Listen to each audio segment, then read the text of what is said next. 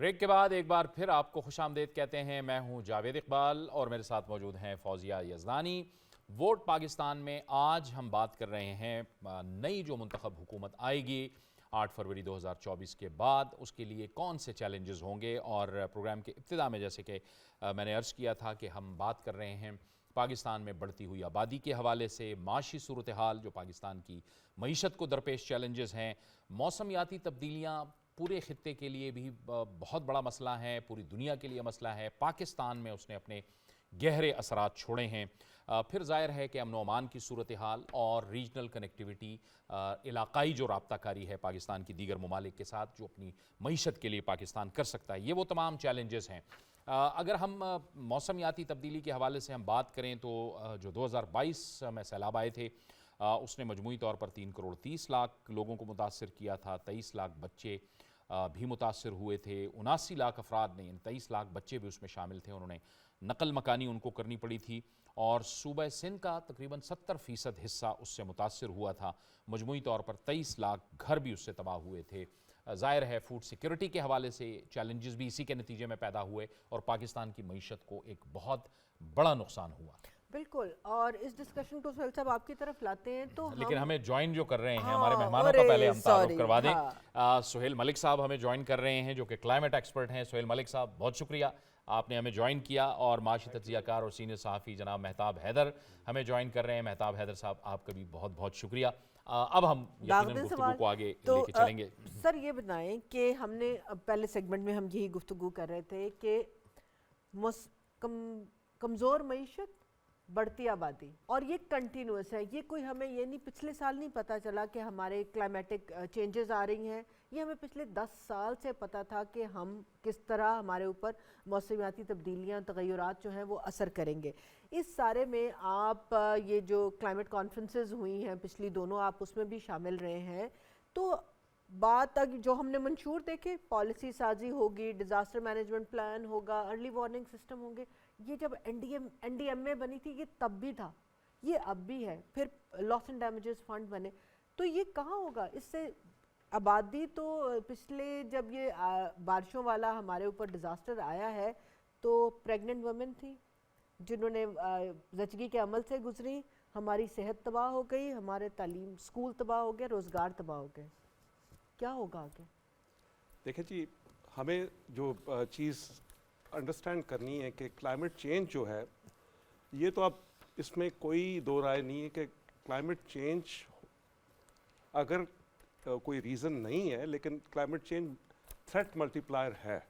اور اگر پاکستان اس وقت ایک پولی کرائسس سچویشن میں ہے، میننگ کہ مطلب اگر وہ تھریٹنڈ ہے آن سو مینی ڈفرینٹ افیئرس، جس طرح آپ نے پاپولیشن کا بتایا، جس طرح آپ نے اس کا سیکورٹی کا بتایا، مطلب ہر قسم کی کرائسس میں گھرے ہوئے، تو کلائمیٹ چینج صرف یہ کرتا ہے کہ یہ ساری تھریٹس کو ملٹی پلائی کرتا ہے پاپولیشن کی طرح.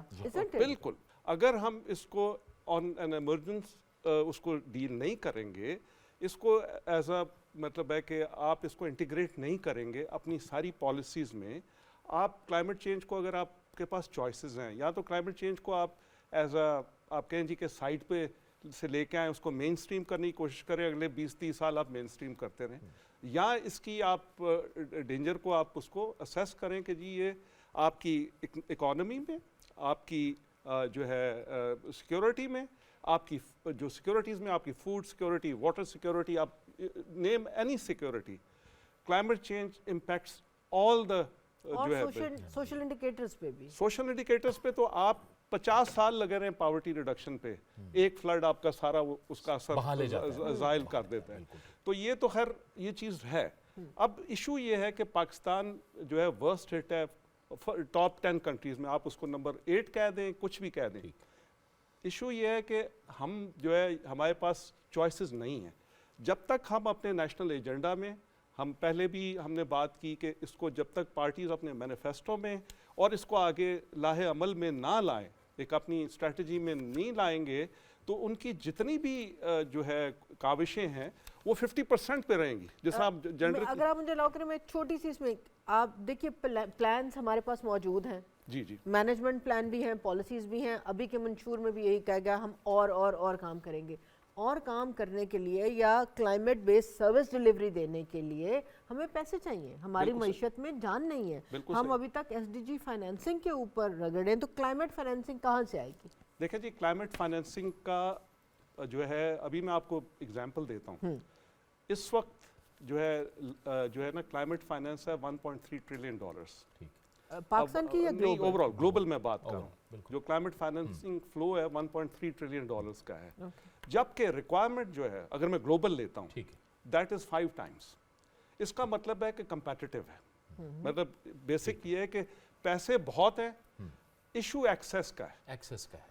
اب یہ کہ اس کی انڈرسٹینڈنگ کہ اس کو ایکسیس کیسے کرنا ہے, یہ ادھر ہماری جو ہے نا اس کو گتھی کو آپ درست کہہ رہے ہیں کیونکہ ہمارے ساتھ جو پلیجز ہوئے وہ پلیجز بھی تو پورے نہیں ہوئے. کتنی کانفرنسز ہوئی اور اس میں pledges loss and damage fund بنایا ہی پاکستان کی ایفرٹ سے. آپ وہاں تھے کائرو میں, مجھے پتہ ہے کیونکہ ہم دونوں وہیں تھے. میں آپ کو بتاتا ہوں کہ on one side I feel very proud کہ پاکستان دیکھیں, اگر آپ صرف دیکھیں کہ UNFCCC ہے, ٹھیک ہے جی, یہ اس میں کنونشن میں فریم ورک لفظ کون لایا؟ پاکستان لایا. یہ پہلے UNFCCC کہلانے جا رہا تھا. فریم ورک کیوں لایا؟ کیونکہ ایکشن اورینٹڈ کرنا تھا اس کو, ٹھیک ہے جی.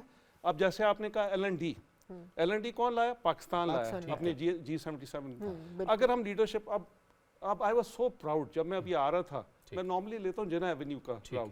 میں آیا ہوں پہلی دفعہ باگلا پہ اینڈ اتا ترک ایونیو پہ جب میں پلاسٹک روڈ وہ گرین میں نے دیکھی lines, I felt so proud. میں کہا پاکستان میں پوٹینشیل ہے, پاکستان میں ایک امید کی لہر ہے, لیکن اس امید کو کنورٹ کرنا اس پہ اب کام کرنا ہے. اور پاکستان نے جو ہے کیس بھی بڑا اچھا پریزنٹ کیا پوری دنیا کے سامنے اس حوالے سے, کلائمیٹ چینج کے حوالے سے. مہتاب حیدر صاحب, یہ ظاہر ہے ہم چیلنجز کی جو بات کر رہے ہیں, ابھی کچھ عرصہ پہلے جو UN کی ایک اقتصادی صورتحال پہ رپورٹ آئی ہے, آپ کی نظر سے بھی گزری ہوگی, اس میں جو چیلنجز ہیں, یعنی اس وقت ہم 2% پہ ہیں, 2024 میں 2% انہوں نے گروتھ ریٹ بتایا ہے, پھر اگلے سال 2.4% بتایا ہے, لیکن اس کے ساتھ ساتھ ان کا یہ بھی کہنا ہے کہ پاکستان کی 2023 میں کرنسی 20% پاکستان کمی ہوئی, GDP کا 2023 میں ہمارا 36.5% بیرونی قرضوں کے چکر میں لگ گیا. یہ سارے چیلنجز کے ساتھ آج ہم بات کر رہے ہیں آبادی کی بھی, بچوں کی میل نیوٹریشن کے حوالے سے بھی بات کر رہے ہیں, پورے ملک کی, تو کیا چیلنجز ہوں گے آپ کے خیال میں نگی منتخب حکومت کے لیے؟ اور with climate and population as a threat multiplier, جس میں huge undocumented اور informal economy بھی ہے ہمارے سامنے. دیکھیں, تھینک یو ویری مچ.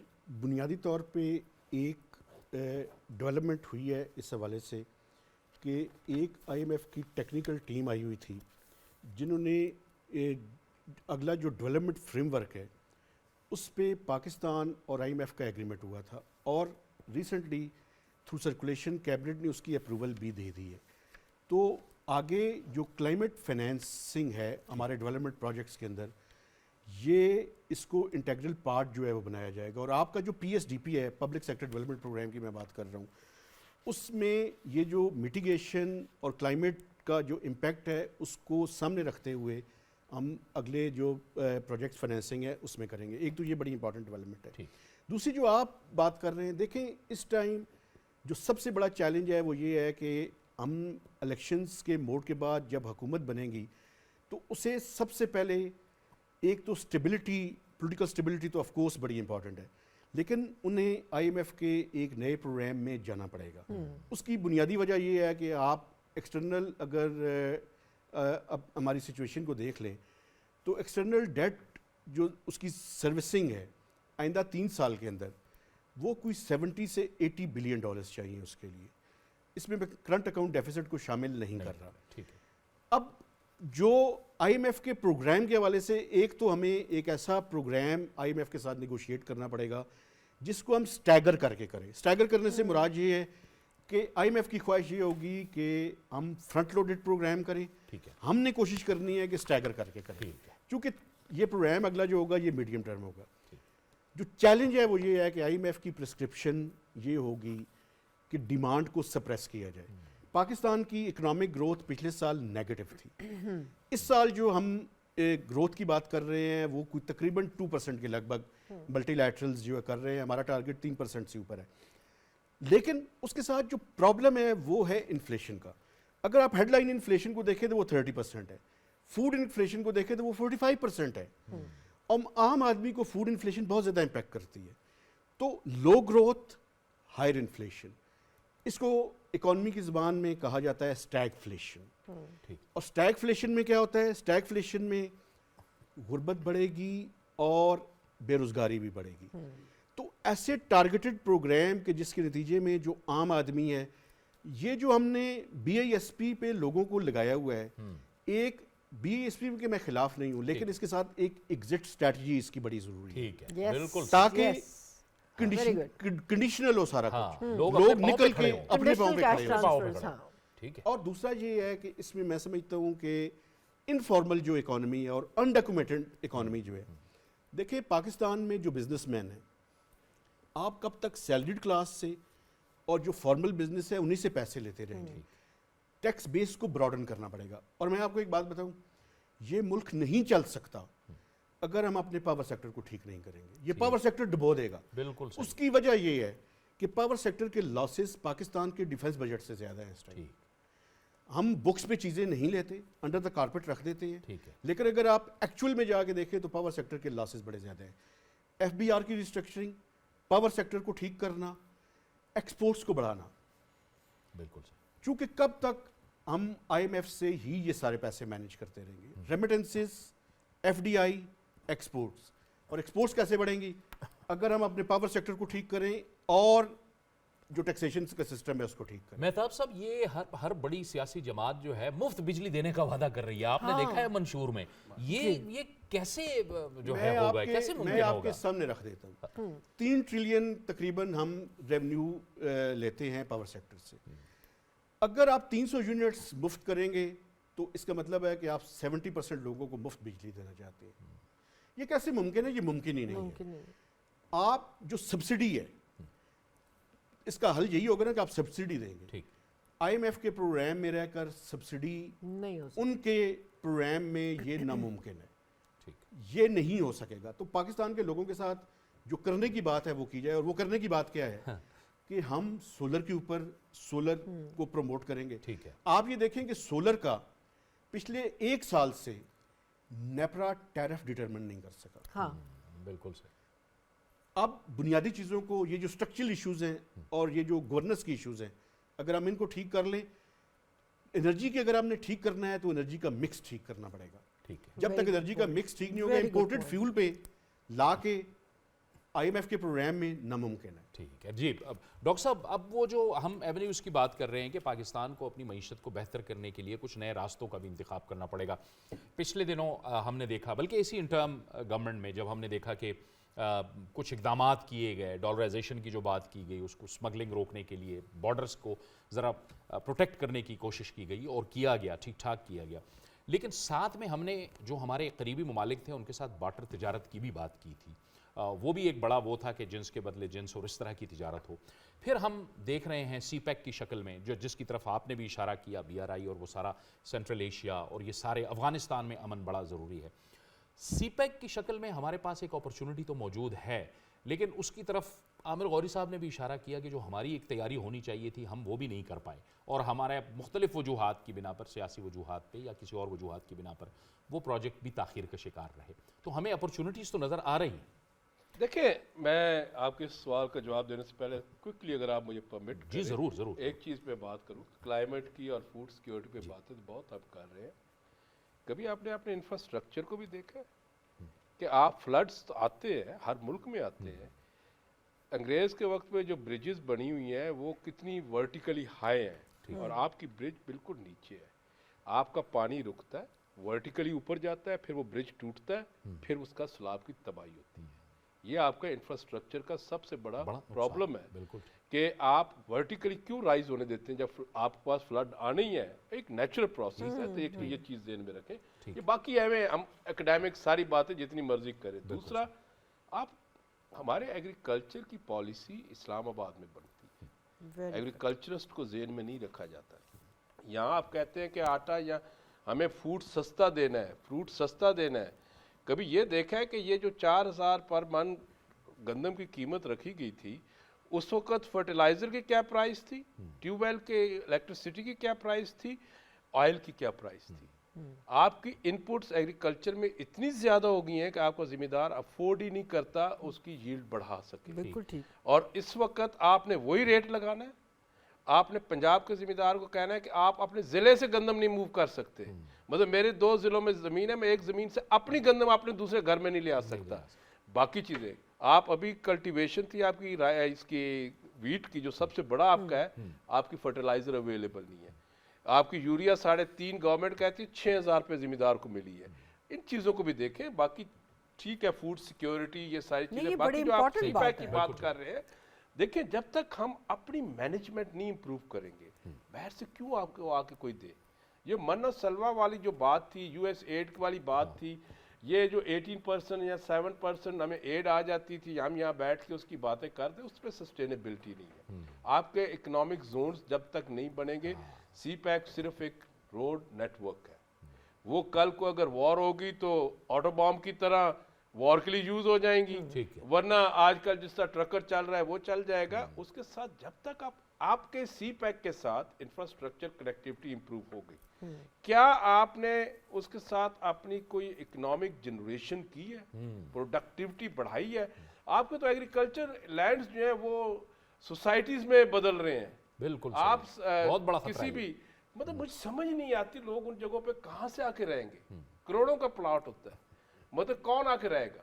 دیکھنا یہ ہے کہ سی پیک کے ساتھ ساتھ دوسری طرف یہ ہے کہ آپ کے کیا سسٹم میں ٹیکسیشن یا جو بھی آپ نے ایک سسٹم بنایا ہوا ہے, کوئی باہر کا انویسٹر اٹریکٹ کر رہے ہیں آپ. نہ آپ کی سیکیورٹی اٹریکٹ کر رہی ہے, نہ آپ نے بھی بنا دی ہے ایک انویسٹمنٹ کی ایک اچھی آپشن ہے, شاید اس سے کوئی امپریشن بنے. ہمیں بہت ایس آئی ایس پہ یا وہ جو منرل اینڈ ریسورسز کے اوپر میں دیکھ رہا تھا کہ بہت سی ایک اپرچونٹی نظر آئے. $1 ٹریلین کا بزنس ہے, مگر پچھلے پورے سال میں 8-9 مہینے ہو گئے کوئی مجھے پریکٹیکل ٹینجیبل نظر نہیں آ رہا. اس کی وجہ یہ ہے کہ آپ کے اسکل نہیں. یہاں پہ ہم بڑے اکیڈیمک سیشن میں ہم کہتے ہیں چائلڈ لیبر. یہ ایک ایسی ٹرم ہے جس پہ کسی بھی این جی او کو فنڈنگ ملنی ہوگی وہ شروع ہو جائے گی چائلڈ لیبر. بھائی چائلڈ لیبر میں یہ بھی دیکھیں کہ آپ کے اسکول سسٹم میں کوئی ووکیشنل نہیں ہے. اگر 5-10-12 سال کا بچہ اس کے بعد وہ نہیں پڑھنا چاہتا, وہ اگر کسی جگہ پہ کام شروع کرے گا تو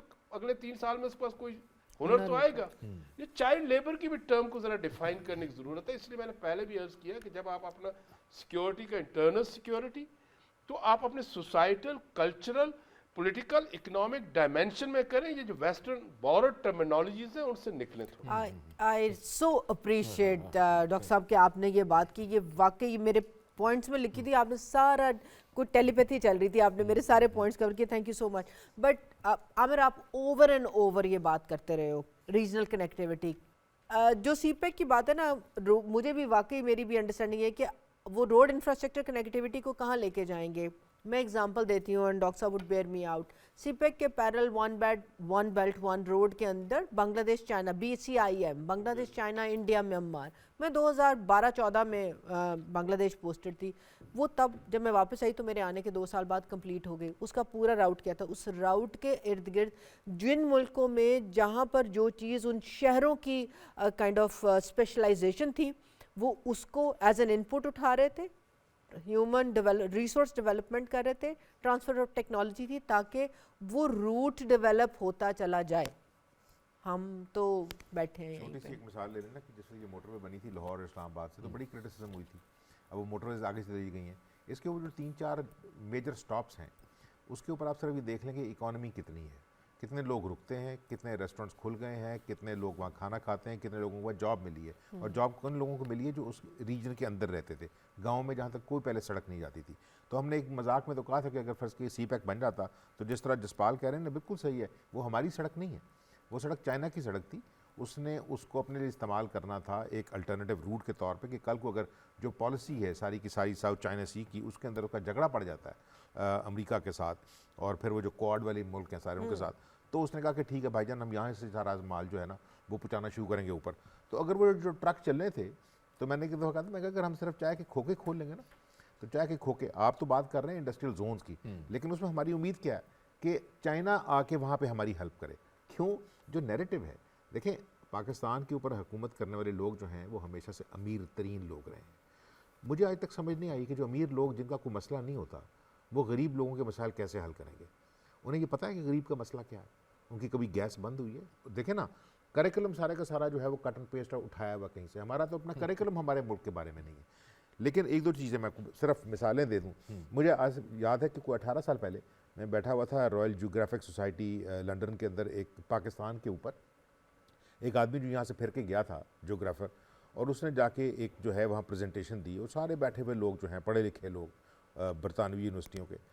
مجھے جو چیز ہٹ کی وہ یہ ہے کہ وہ آدمی جو ہے وہ گلگت بلتستان میں پھر کے سارا اوپر جو ہے نا، اس نے اپنے لیپ ٹاپ سے جو ہے وہ جوڑا سیٹلائٹ کو، اور جو تصویریں دکھائیں اس نے صرف اس کا نتیجہ یہ بتایا، اس نے کہا کہ اگر اس علاقے کے اندر جو کلائمیٹ چینج کی وجہ سے ٹیمپریچر بڑھ رہا ہے، اگر اس علاقے کا ٹیمپریچر بڑھا تو چونکہ جو کیپس ہیں ناردرن اور صدرن، اس کے علاوہ سب سے بڑے جو مطلب آئس جو پڑا ہوا ہے خزانہ وہ تو یہیں پڑا نا، اس نے کہا اگر صرف 1 سے 2 ڈگری یہ بڑھ گیا ٹیمپریچر اس علاقے کا تو یہ جو سارے گلیشیئر یہ میلٹ ہوں گے، اور اس کے بعد ڈیواسٹیشن کہاں ہوگی۔ وہ دیکھ کے مجھے ایسا لگتا تھا جس طرح کو خدا نخواستہ ہالی ووڈ کی کوئی ایسی فلم ہے وہ جو اپوکلپٹک ہوتی ہیں کہ پورے کا پورا ملک ہی شاید بہہ کے چلا جائے گا، ڈیم ختم ہو جائیں گے، نئی لیکس بن جائیں گی، پرانی لیکس تباہ ہو جائیں گی۔ میں نے کہا یار یہ ایک آدمی جا کے پتہ کر کے آیا ہے، ہمارے ہاں ایسی کوئی کام نہیں ہے، ہمیں یہ نہیں پتہ لگتا کہ ہمارے کسی علاقے میں بارش کیوں زیادہ ہو گئی ہے۔ دوسری چیز آپ یہ دیکھیں کہ اس علاقے کے اندر ہمارے پاس 5-5 7-7 ہزار سال پرانی سویلائزیشنز ہیں، اور ہم ہر دوسرے تیسرے دن یہاں سن رہے ہوتے ہیں بات کہ ٹورزم کو ڈیولپ کیا جائے۔ انفراسٹرکچر تو مجھے نہیں لگتا کہ ہماری زندگی میں ڈیولپ ہوگا، لیکن اگر ہم جو ساری ڈومیسٹک ٹورزم ہے اس کو چھوڑ دیتے ہیں کہ جو لوگ سارا پھرتے ہیں پیسے خرچتے ہیں، وہ بھی بلینز میں چلی گئی ہے۔ باہر کے ٹورسٹ کس طرح آئیں گے؟ جتنے بڑے ملک ہیں ان کی آپ ٹریول ایڈوائزریاں دیکھیں، انہوں نے ہمارے ریجنز کو آئیڈینٹیفائی کیا ہوا ہے کہ آپ نے پنجاب میں اس لیے نہیں جانا، آپ نے سندھ میں اس لیے نہیں جانا، آپ نے بلوچستان میں اس لیے نہیں جانا، آپ نے کے پی میں اس لیے نہیں جانا، آپ نے کشمیر میں اس لیے نہیں جانا، اور جی بی میں اس لیے نہیں جانا۔ مختلف وجوہات ہیں، میں ڈیٹیل کر وہ بھائی بھائی کدھر جانا ہے؟ بورے والے جانا ہے؟ کہاں جائے گا وہ ٹورسٹ؟ اور اگر فرض کیا وہ جائے گا تو صرف آپ پچھلے سال کے نمبرز دیکھ لیں کہ جو لا اینڈ آرڈر کی سچویشن ہے، اگر جو خبریں ہیں، اچھا ہمارے میڈیا کو ایک نا ایک اس کا مجھے لگتا ہے کہ لو افیئر بھی ہے خبروں کو دینے کا۔ اتنے لوگ مر گئے، جتنے بندے امریکہ کے انگلینڈ کے مرے ہیں عراق میں، میں اس وقت انگلینڈ میں ہی رہتا تھا، مجال ہے بی بی سی پہ خبر چل جائے کہ آج کتنے باڈی بیگز آئے ہیں۔ اس کا مطلب ہے کہ وہ تمام لوگ جو پاکستان کو خوشحال ہوتا نہیں دیکھنا چاہتے، پاکستان کے وہ علاقے جہاں سے پاکستان کی خوشحالی شاید جڑی ہوئی ہے، جیسے میں پچھلے پروگرام میں بھی کہا تھا کہ صرف چاغی کا جو ڈسٹرکٹ ہے سینڈک اینڈ ریکوڈک، تو وہ بدماشی کہاں چل رہی ہے؟ بلوچستان میں۔ بھائی یہ تو 50 سال سے چل رہی تھی۔ یہ جو اب ٹک ہے وہ کس وجہ سے ہے کہ سی پیک گوادر بلوچستان کے اندر جو ہے ہمارا دشمن جو بھی ہے، ٹھیک ہے نا، ہم صرف ایک کا نام لیتے ہیں، باقی بھی مامے بیٹھے ہوئے ہیں، انہوں نے یہ کہا ہوا ہے کہ پاکستان کی جو فورسز ہیں نا ان کو ضرورت سے زیادہ انگیج رکھیں۔ جب وہ انگیج رکھیں گے اس پہ بھی کتنے پیسے لگتے ہیں وہ جسپال آپ کو بتائیں گے۔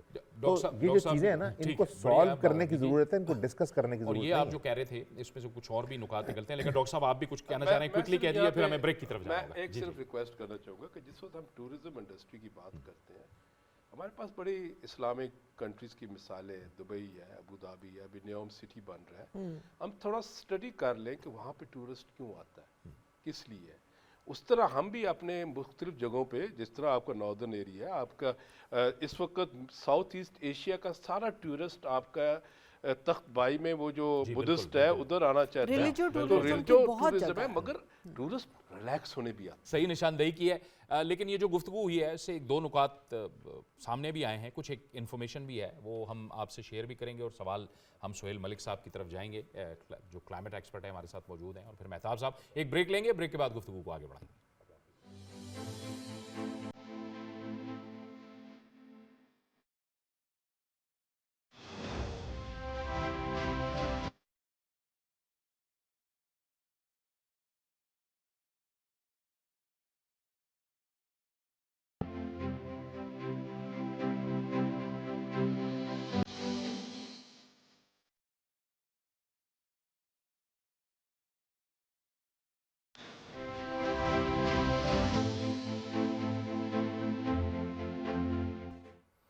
بریک کے بعد ایک بار پھر آپ کو خوش آمدید کہتے ہیں۔ بریک سے پہلے جو گفتگو ہو رہی تھی اس میں عامر غوری صاحب نے ایک اہم نقطہ اٹھایا تھا، اور وہ بات ہو رہی تھی کہ ظاہر ہے کلائمیٹ کے حوالے سے، سیلاب کے حوالے سے کہ گلیشیئر جہاں پگھلتے ہیں اور آپ دیکھتے ہیں کہ پھر وہ آپ کے شہر آپ کے بہا لے جاتے ہیں. لیکن کچھ ہی دنوں پہلے قائد اعظم یونیورسٹی اسلام آباد میں ہی اس پروجیکٹ کا افتتاح ہوا تھا اور یہ سی پیک کے تحت ہی ہوا ہے. وہاں کے ارتھ سائنسز ڈپارٹمنٹ میں 3 روزہ انٹرنیشنل کانفرنس ہوئی اور اس کے بعد سی پیک کے تحت جو ہمارے گلیشیئرز ہیں جہاں سے خطرات ہیں جو پگھلنے ہیں اور ظاہر ہے ان کا پتہ نہیں ہوتا، تو وہاں پر سینسرز جو ہیں وہ انسٹال کرنا شروع کر دیے گئے ہیں. بہت سے سینسرز انسٹالڈ ہو گئے ہیں اور اس کا مقصد یہی ہے کہ وہ ارلی وارننگ آپ کو دیں گے کہ گلیشیئرز جو ہیں وہ کتنی دیر میں اور کب پگھلنے جا رہے ہیں، کیا خدشات اور کیا خطرات ہیں، تاکہ کم از کم سی پیک روٹ کو اور باقی جو ظاہر ہے اس کے پھر سی پیک روٹ کی پروٹیکشن کے حوالے سے بھی فوائد ہیں، لیکن اس کے ساتھ ساتھ پاکستان کے لیے بھی اس کے فوائد ہیں. تو یہ ایک انفارمیشن تھی. اب ہم آپ کو بتاتے ہیں کہ جو جس طرح سے نقصانات ہوئے موسمیاتی تبدیلی کے حوالے سے اور جو پاکستان کو نقصان ہوا کیونکہ سیلاب آئے اور سیلاب نہ صرف فصلوں کو بہا لے گئے بلکہ وہ پاکستان کی پوری معیشت کو ایک طرح سے بہا لے گئے. تو آئیے ایک رپورٹ دیکھتے ہیں اور اس کے بعد گفتگو کرتے ہیں.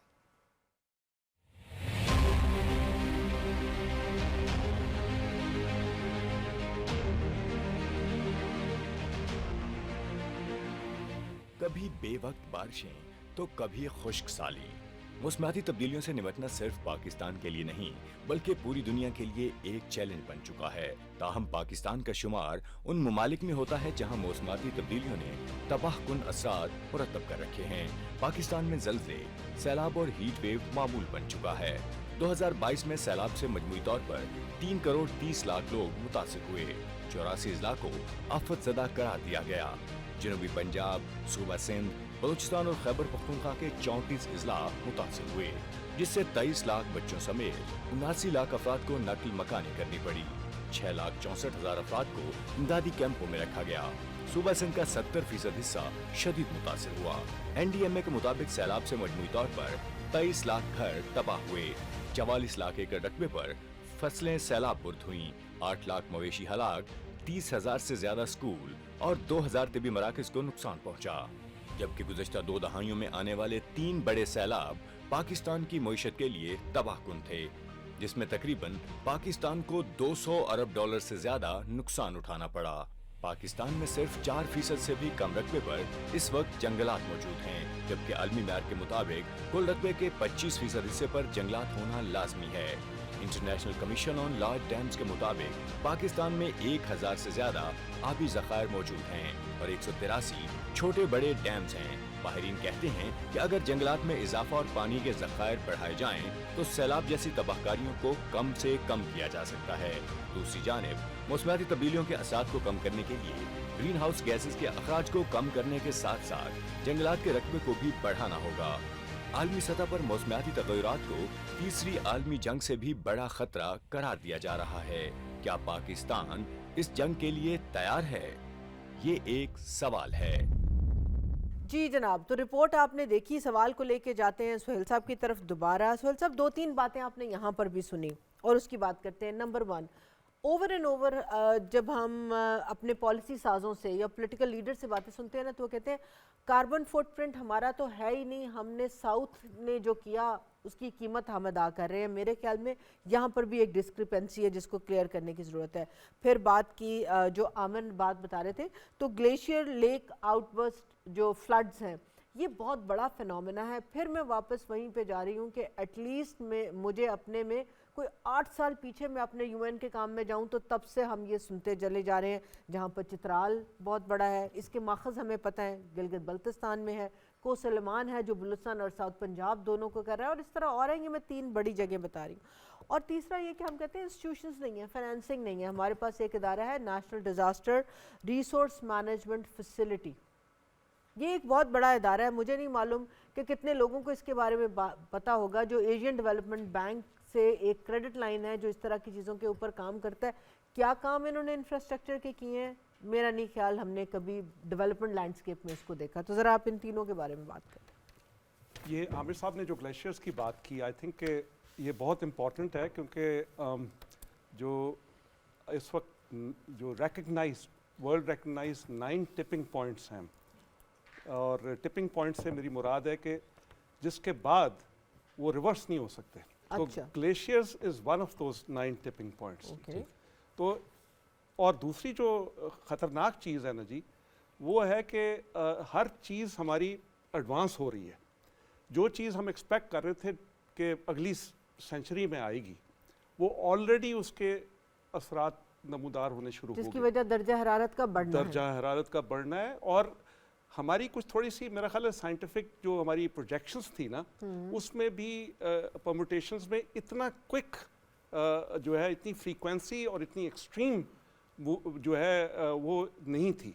ठीक है। अब टेम्परेचर्स जो हैं वो मुख्तलिफ जगहों पे बड़े अनइवन तरीके से बढ़ रहे हैं। बिल्कुल ठीक। उसमें ये हो रहा है कि जो टिपिंग पॉइंट्स हैं वो इनकी 3 स्टेजेस होती हैं। वो पहली स्टेज होती है लाइकलीहुड होती है, फिर होती है मोर लाइकलीहुड होती है। तो वो दे आर ऑलरेडी मतलब उसमें वो एडवांस कर रहे हैं।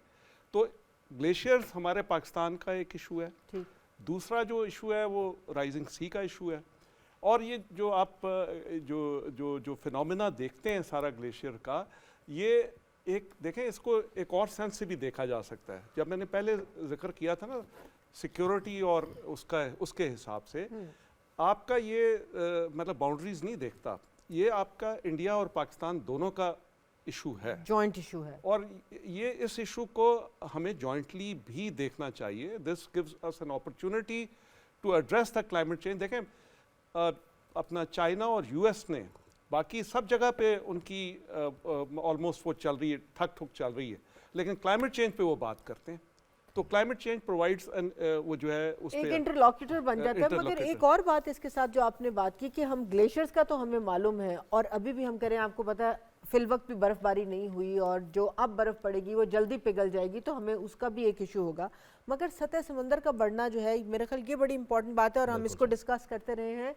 हमारी जो बदीन वाली बदीन बेल्ट है, ज़मीन, हाँ, समुंदर हम कहते हैं आसान ज़बान में, समुंदर ज़मीन खा रहा है, वाटर बेल्ट बढ़ रही है, सेलिनेशन, और हर दफ़ा जो फ्लड आता है, जो हमारा इंडस सिस्टम है जहाँ पर एंड पे जाता है, तो कहता है ये समुंदर में फेंक देगा। अब समुंदर ले ही नहीं रहा उसको, क्योंकि सतह समुंदर बढ़ रही है। इसका क्या हल आगे की गवर्नमेंट को सोचना चाहिए? नहीं, इसका तो देखें जी, मतलब मैं तो 80s में मैंने काम किया था वर्ल्ड बैंक, और ये उस वक्त 80s में 1.3 बिलियन का था LBOD। हाँ, जी LBOD जो है उस वक्त वो है ही इसी पे ही था कि उस वक्त भी समंदर जो है वो पानी अंदर आ रहा था। हाँ।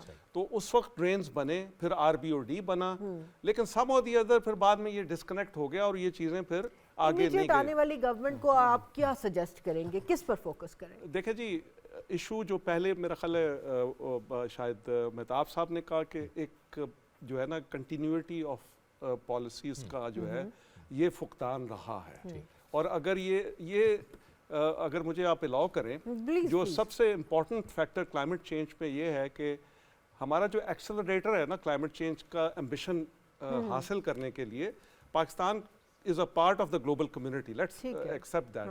उसमें प्राइवेट सेक्टर का जो है रोल है कि उसको एज एन एक्सेलरेटर देखते हैं। अनफॉर्चुनेटली ये मैं नहीं कह रहा कि सिर्फ पाकिस्तान का इशू है, ये काफ़ी डेवलपिंग कंट्रीज़ का इशू है कि हम प्राइवेट सेक्टर को ला नहीं सके। इस पे हम अलहदा भी बहस कर सकते हैं। ये एक ऐसा पॉइंट है कि हम ये जो मैं पॉलिसीज़ की जो कह रहा था ना कंटिन्यूटी, ये कॉन्फिडेंस इंस्टिल करता है प्राइवेट सेक्टर में। ये क्यों होता है कि जब हमें इकोनॉमिक क्राइसिस होती है तो हमारे जो है हेड्स चीफ्स जाते हैं, बिजनेसमैन के साथ बैठते हैं और उनसे पूछते हैं कि क्या मसाइल हैं, क्योंकि उनको पता है कि इनके बगैर आगे पहिया चलना नहीं है, और इन इश्यूज पे कोई बात नहीं करता। सही। तो इनको अंदर लाना पड़ेगा प्राइवेट सेक्टर को, हाँ, उनको एतमाद में और लाना उसके पड़ेगा, लिए बिल्कुल बाकायदा तरीक़ेकार मौजूद है, और लोगों ने एक्सपेरिमेंट किया है और सक्सेसफुली किया है मुख्तलिफ मुल्कों में, वो चीज़ भी है। और बिफोर आई फॉरगेट, अपना मेहताब साहब ने बड़ा अच्छा पॉइंट कहा था। हम पिछले 2 साल से कह रहे हैं कि जो है ना, we have move from development finance to climate finance. हमारा अभी तक माइंड सेट सारा डेवलपमेंट फाइनेंस पे है। हमारे प्रोसेसेस, प्रोसीजर्स सारा PC1 से लेके PC5 तक सारा का सारा डेवलपमेंट फाइनेंस पे है। अब जो है दुनिया की रियलिटी बदल, हम उस वक्त भी कहते थे रियलिटी बदल रही है, लेकिन IMF ने हमें इंडिकेटर दे दिया है कि अच्छा दूसरा, सॉरी मैं बिफोर आई मिस CPEC पे, CPEC पे सब इशू ये है कि CPEC का जो है ना, हमें तो लोग देते हैं ना जी आप आ जाएं, हम तो नीचे वाला हाथ है, हम कहते हैं जी हम आगे। आप जरा सोचें कि रिन्यूएबल एनर्जी में लीडर कौन है, वर्ल्ड लीडर? चाइना। हमने क्या फ़ायदा किया उठाया, उससे। हाँ। टके का फायदा नहीं नहीं उठाया उठाया। वो सारे उसमें लीड करते हैं, हर प्रोडक्शन में लीड करते हैं। इंडस्ट्री, अगर हम कहते हैं जी इंडस्ट्री इधर लग जाती, इंडस्ट्रियल जोन में, स्पेशल जोन्स में रिन्यूएबल एनर्जी की, वेरी So, इंपॉर्टेंट पॉइंट। इधर ही से मैं लेके चलूंगा। मैं साहब इस पे भी ऐड करना चाहें तो यकीनन ऐड करेंगे, लेकिन इकोनॉमिक जोन्स की भी बात की और इधर से भी हुई। स्पेशल इकोनॉमिक जोन्स हमने मांगे तो थे, वो हमें नज़र तो आ रहे हैं सिर्फ चार दीवारी की सूरत में, लेकिन हम एक तो वो नहीं कर सके, एक बात। दूसरी बात यह है कि SIFC की डॉक्टर साहब ने भी बात की, एक हमने देखा कि उसके तहत हमें कुछ जो हमारे दोस्त ममालिक हैं उनसे भी सरमायाकारी के हवाले से हमें कुछ गारंटीज़ आई। तो आपको लगता है कि चीज़ें मूव फॉरवर्ड हो रही हैं, लेकिन काम बहुत करना होगा हमें? एक तो हमने अपॉर्चुनिटी लूज़ की सर, वो मैं आपको बताना चाहता हूँ कि 2017 में उस टाइम जब चाइना में बीजिंग के अंदर स्मॉग का इशू था और कोई 80-85,000 इंडस्ट्री वहाँ पे वो रीलोकेशन की बात कर रहे थे और उन्होंने बंद की थी। उस टाइम हमारे पास चांस था कि हम उस इंडस्ट्री को स्पेशल सीक्वेंसिंग ये थी कि हम जो पावर सेक्टर है, जो एनर्जी है, उस पे ठीक करेंगे, रोड इंफ्रास्ट्रक्चर बनाएंगे और उसके बाद इंडस्ट्रियल जोन्स जो हैं वो पाकिस्तान में बनेंगे। एक तो देखें ये वो हम नहीं कर सके, 5-6 साल हमने ज़ाया कर दिए। अब मौका है कि हम इसको मटेरियलाइज कर सकते हैं, लेकिन ये उस टाइम तक नहीं होगा। इस टाइम पाकिस्तान में पॉलिसी रेट है 22% जी। और जब देखें चाइनीज़ अगर पाकिस्तान में आएंगे तो वो, हम चाहते तो ये हैं कि वो आके अपना प्लांट यहाँ पे लगा दें, लेकिन जब तक हम डोमेस्टिक इन्वेस्टर्स को या बिजनेसमैन को एक एज ए जॉइंट वेंचर उनके लिए नहीं लेकर आएंगे, उनके लिए विन विन सिचुएशन क्रिएट नहीं होगी। तो एक तो ये प्लाटिस्तान के उससे निकले, इन्फ्लेशन कम होगी तो पॉलिसी रेट कम होगा। ये सारी चीज़ें इकॉनमी में सिनर्जाइज चीज़ें होती हैं, जुड़ी हुई होती हैं। स्टैंड अलोन चीज़ों को अगर आप देखना शुरू करेंगे तो ये ठीक नहीं होगा। CPEC पे मैं एक बात करना चाहता हूँ, और मैं समझता हूँ बड़ी इंपॉर्टेंट है। देखें पाकिस्तान में इस टाइम पॉलिसी मेकर्स के लिए और आइंदा आने वाली हुकूमत के लिए भी ये एक चैलेंज है कि उसने यूनाइटेड स्टेट्स के और चाइना के दरमियान से स्टीयर करके लेके जानी है चीज़ें। CPEC को भी हमने आगे बढ़ाना है और अमेरिका के ज़रिए IMF का प्रोग्राम भी चलाना है। तो ऐसी लीडरशिप चाहिए जो इन दोनों को चला सके और आगे लेके जा सके। CPEC का रोल क्यों इंपॉर्टेंट है? जैसे इन्होंने अभी बात की, उनके अगर रिन्यूएबल एनर्जी और बाकी सोलर के अंदर वो मैन्युफैक्चरिंग प्लांट्स पाकिस्तान में आकर लगाएं, और इसके साथ साथ देखें हमने इंफ्रास्ट्रक्चर के प्रोजेक्ट्स के अंदर भी इस अंदाज में उनको चलाना है। मसलन ML1 काफ़ी अरसे से नहीं चल पाया, उसकी बुनियादी वजह चाइनीज़ के पार्ट पे भी प्रॉब्लम होगी, लेकिन हमारे पार्ट पे ज़्यादा प्रॉब्लम है। हमारे पार्ट पे प्रॉब्लम ये है कि उसकी फाइनेंसिंग हमारे लिए एक इशू है। आप ये देखें कि पाकिस्तान का जो PSDP है ना, जिसको पब्लिक सेक्टर डेवलपमेंट प्रोग्राम कहते हैं, उसके कुछ प्रोजेक्ट्स ऐसे हैं आज की फंडिंग के हिसाब से देखें तो अगले 50 साल में भी कंप्लीट नहीं होंगे। थ्रो फॉरवर्ड इसको कहते हैं, थ्रो फॉरवर्ड इतना ज्यादा है। तो ये चीजें जुड़ी हुई हैं, इनको ठीक करेंगे तो चीज आगे बढ़ेगी। ये CPEC की भी बात की और IMF की भी बात की, मुतवाज़न सिफारतकारी खारजा पॉलिसी, ये लेके चलना होगा जो पाकिस्तान शायद एक अरसे से करता चला आया भी है। नहीं, मेरा ख्याल है कि पाकिस्तान के जो पॉलिसी मेकर्स हैं और जो नई गवर्नमेंट हम एक्सपेक्ट कर रहे हैं, उसको एक क्लैरिटी होनी चाहिए कि जो आगे वाला दौर है उसमें ठीक है, ग्लोबल पॉलिटिक्स में जियो स्ट्रेटजिक जो ट्रेंड्स हैं, मिलिट्री जो ट्रेंड्स हैं, वो डिटर्मिन करेंगे हमारे खित्ते की पॉलिसी।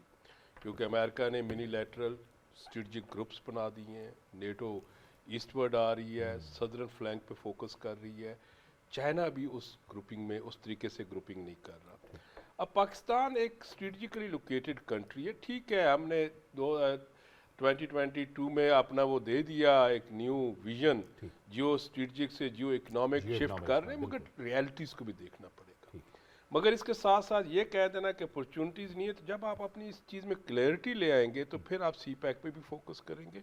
और जहाँ पे पहले भी अर्ज़ किया गया कि पाकिस्तान का जो इन्वेस्टर है, आपका अपने मुल्क में आपका अपना बिजनेसमैन इन्वेस्ट नहीं करना चाहता, क्योंकि उसका इस पे कॉन्फिडेंस नहीं है जो 1970 में ब्रेक हुआ था।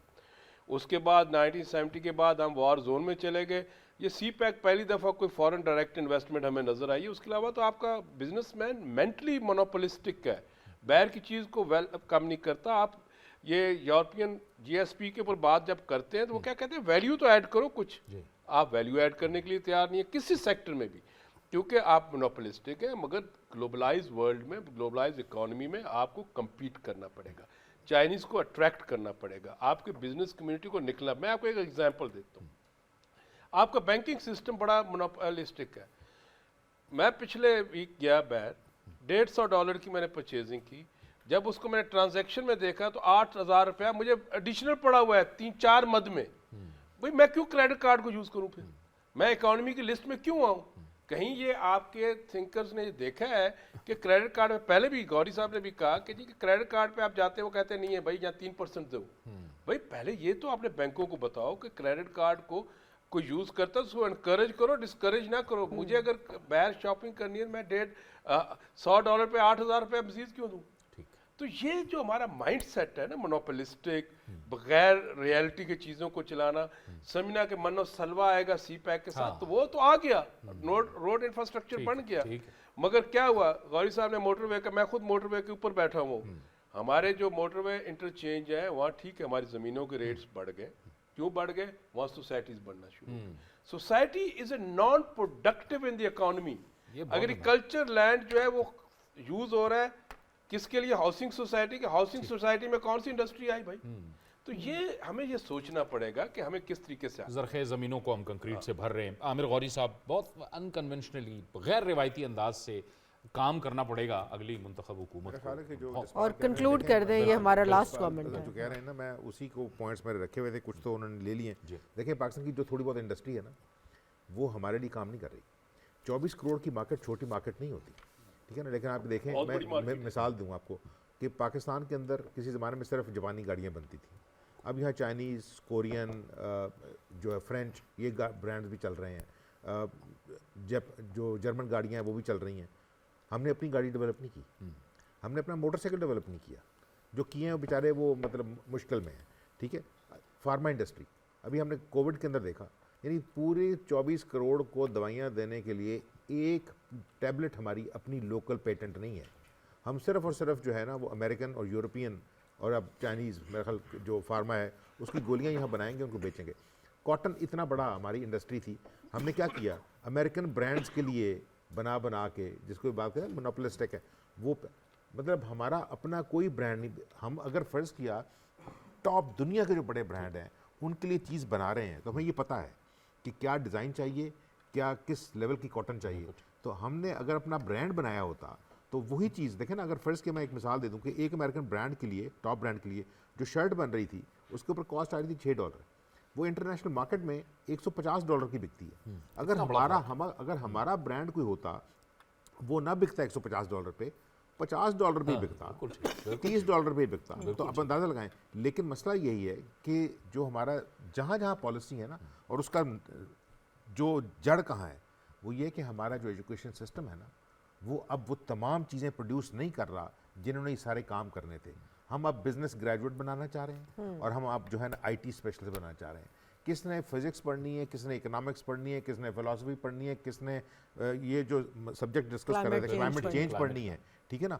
یہ کون کرے گا, کون بتائے گا ہمیں کہ پچھلی دفعہ دریا ہمارے سارے اپنے ریور اپنے بینکس کے اندر بہتے رہے ہیں, بالکل, تو پھر سیلاب کہاں سے آیا تھا. عامر غوری صاحب آپ کا, ڈاکٹر ظفر جسوال صاحب آپ کا, سہیل ملک صاحب آپ کا, مہتاب حیدر صاحب آپ کا بہت بہت شکریہ. پاکستان کو جو درپیش مسائل تھے اس پر ہم نے آج کثیر جہتی گفتگو بھی کی. ہمارے پاس ایکسپرٹ موجود تھے. یہ چیلنجز ہیں جو درپیش ہیں پاکستان کی عوام کو بھی, پاکستان کی حکومت کو بھی, اور بحیثیت ملک نئی منتخب جو حکومت ہوگی ان کو بھی ان مسائل کا سامنا کرنا پڑے گا اور غیر روایتی انداز سے کام کرنا پڑے گا. مجھے اور فوزیہ یزدانی کو دیجیے اجازت. کل انشاءاللہ آپ سے دوبارہ ملاقات ہوگی. اللہ حافظ.